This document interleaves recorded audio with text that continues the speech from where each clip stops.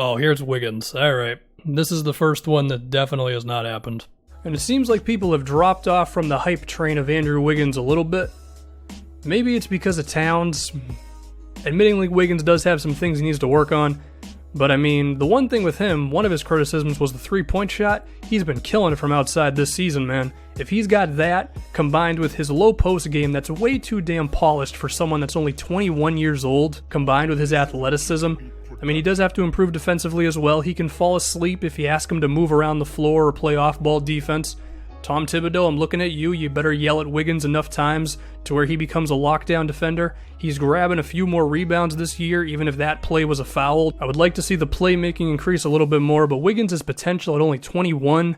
I think that had to have been after Wiggins' third year where he averages like 24 a game. He was going on the up, man. Like, he was getting better. And it's tough to remember, that low post game was legit. And then he started chucking up only mid-rangers and falling asleep and averaging 16 on inefficient shooting, and well, here we are. Now he's in Golden State. This is back when I used 2K footage. I think this was back when I tried to be funnier. Oh, and one thing I will mention before we do it, the first like 5 minutes of the video were me giving my top 10 for that time. And I had like Westbrook in there, I had James Harden, Anthony Davis, and Paul George, and whoever else. So if they don't pop up the rest of the video, I just kind of believed that they were already cemented there when I made the vid. Let's go. Who is someone that could actually drop out? Prime candidate is Chris Paul. Okay, so back then I was already kind of, I mean, it's not like it wasn't obvious. Like, CP was getting up there in age. And he was he already missing games at this point? I feel like he was. CP3 is great, but he's getting up there in age, and if we fast forward 3 seasons, that might be to the point where he just doesn't have the step to really dominate like he does now. He'll still be very good, but when we're talking top 10, that's really tough to maintain when you don't have the athleticism. And when we're talking about age, you could also mention LeBron. Alright, hold on, we'll wait for the LeBron take. Can we appreciate that I said he's getting up there in age, like, right afterwards?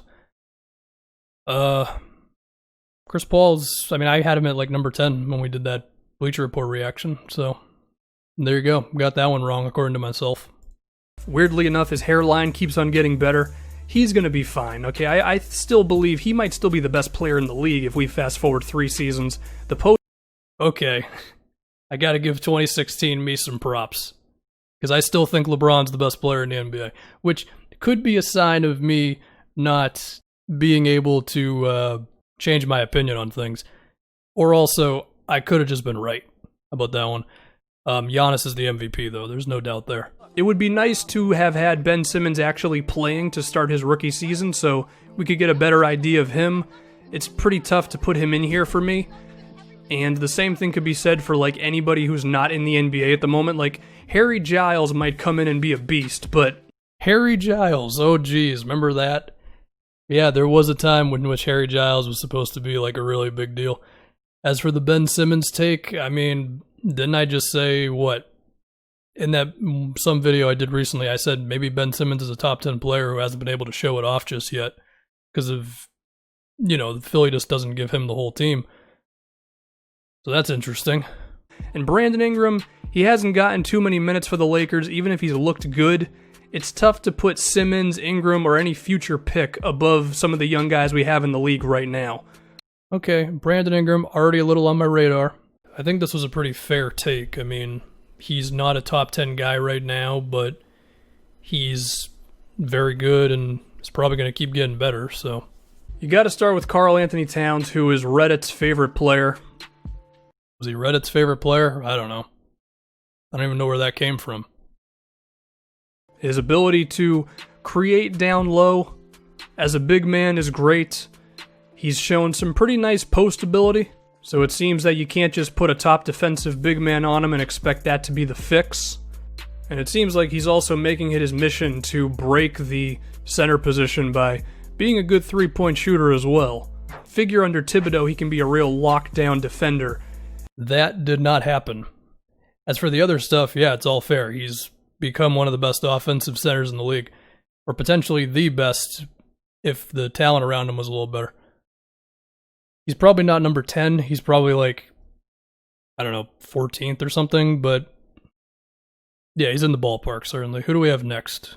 I look at the little, oh, Giannis. Okay, well that, I figured, I was like, Giannis has to be in here. Name, you deserve a cookie. And also, if you tell me you can spell his last name, I don't believe you. And I also don't believe that a guy who's it's Antetokounmpo.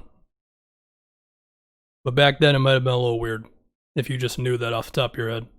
He's like nearly 7 feet tall, has the abilities of a friggin' point guard. Can we appreciate how skinny Giannis was in 2K at one point? Look at that. And get into the paint. How the hell are you supposed to stop a real-life 2K demigod? People get banned for making this guy in a video game, and he's a real-life thing. He's also a damn good playmaker. Is he going to be a Chris Paul-esque, making sure the offense is running perfectly?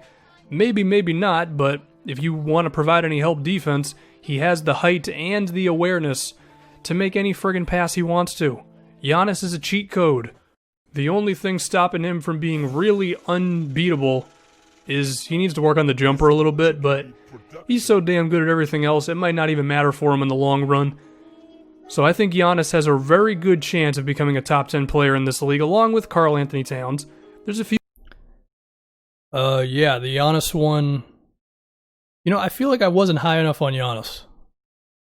Like, I made all the takes that you're supposed to make, but I wasn't certain enough with it. Joel Embiid, the savior of Philadelphia. They said that about Donovan McNabb, but Eagles fans hated him. Hopefully Embiid does not get the same treatment. And he seems like a big man who can dominate in the low post with an array of moves. He's also got a lot more abilities. His athleticism is pretty damn decent. It can make him a really good defensive player who can move around the floor well and actually be a presence. So he's the anti-Enes Kanter, if you will. And as a result, his future is really damn exciting for the Sixers. Also, Embiid shows ability to hit three-pointers. Yeah, the threes never totally happened. The rest of the stuff did happen. So you got a center who can score down low, defend from everywhere, be an athlete, and shoot threes? That's just stupid, man. Hopefully he stays healthy. Now, the following nickname... Hopefully he stays healthy has ended up being a thing. But see, even then, like, I wasn't thinking about the idea that Embiid just sometimes wouldn't bring it every game. We have Porzingis next. Oh, this is apologies to Knicks fans, man.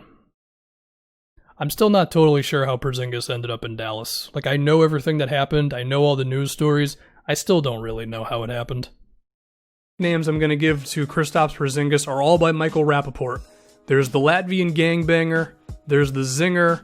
There is the only virgin in the NBA, which he thought when Porzingis actually got drafted. Safe to say that one has at least changed. Porzingis... It's a solid sex joke. In 2016 me, way funnier than 2020 me. I'm happy for Knicks fans. You know, I'm happy for Sixers fans. I'm happy for Knicks fans as well. They got a real guy to be excited about. He's 7'2". God, this is depressing. If only we knew, man. If only we knew. He was created in a lab somewhere that we're not even sure if it was planet Earth. Yeah, this is too... We gotta move on. I can't handle this one, man. Can Devin Booker dunk? I don't think I've... That was the question I had. No analysis about Devin Booker. I just want to know if he could dunk. Can he dunk? I'm pretty sure he can, right? I've ever seen a highlight of him dunking, and whenever I try to dunk with him in 2K, it doesn't work. But that's okay, because he's shown the ability to be a Klay Thompson-esque shooter. His percentages in the NBA have not been as good as you might expect from outside, but he's been... Yeah, that doesn't make sense. You can't be a Klay Thompson-esque shooter and also not have great percentages. His ability to create his own shot is what really excites me the most about Devin Booker. Yeah, a lot of this ended up being kind of right. Now, is Booker a top 10 guy right now? No, not really. But I'm still really high on him. We have someone on the Lakers, D'Angelo Russell. So my D-Lo thing, it's very up and down, you know? Maybe if I ever have the guts, I'll react to that D'Angelo Russell sucks video from however long ago. It was ruined by Kobe Bryant as well as Byron Scott. But he's... Yeah, it's true. Kobe was chucking shots up like crazy his last 2 years, and Byron Scott just wasn't good. Making the Lakers very exciting right now. He could shoot threes the moment he walked into the NBA, which is always a good thing, as NBA nerds like me pretty much dismiss you unless you can hit threes nowadays. I've actually moved away from that a little bit.